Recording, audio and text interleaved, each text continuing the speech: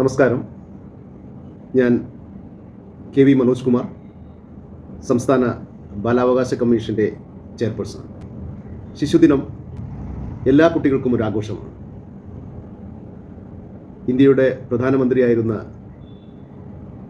ജവഹർലാൽ നെഹ്റുവിൻ്റെ ജന്മദിനമായ നവംബർ 14 നാം ശിശുദിനമായി ആഘോഷിക്കുകയാണ്. യൂണിവേഴ്സൽ ചിൽഡ്രൻസ് ഡേ നവംബർ 20 14 മുതൽ 20 വരെ നീണ്ടു നിൽക്കുന്ന വിവിധ പരിപാടികളോടെ ഈ വർഷത്തെ ശിശുദിനം നമ്മൾ ആഘോഷിക്കുകയാണ്.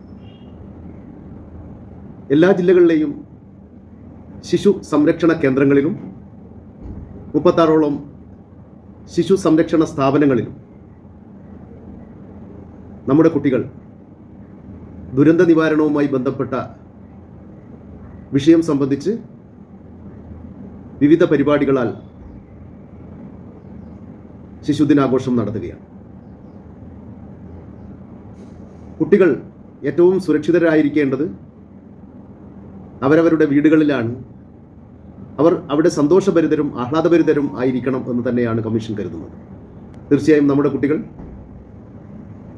നന്നായി വളരേണ്ടതുണ്ട്. വീടുകൾ ബാലസൗഹൃദമാകേണ്ടതുണ്ട്.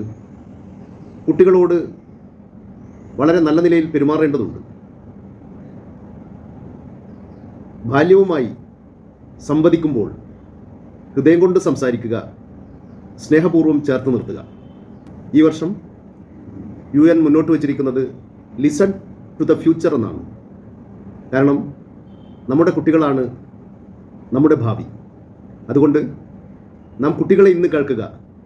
അവർ നാളത്തെ പൗരന്മാരാവുമ്പോൾ അവർ അടുത്ത തലമുറയെ കേൾക്കും. അതിനുള്ള സാഹചര്യം ഉണ്ടാക്കുക എന്നത് തന്നെയായിരിക്കണം നമ്മുടെ ലക്ഷ്യം. നമ്മുടെ എല്ലാ ഇടങ്ങളും, കേരളത്തിലെ വീടുകളും സ്കൂളുകളും കുട്ടികൾ ഇടപഴകുന്ന എല്ലാ ഇടങ്ങളും ബാലസൗഹൃദമാകണം. അവരെ കേൾക്കണം. അവർക്ക് പങ്കാളിത്തം ഉറപ്പുവരുത്തണം.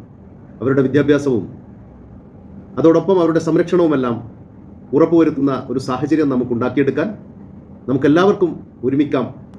എല്ലാ കുട്ടികൾക്കും ഹാപ്പി ചിൽഡ്രൻസ് ഡേ.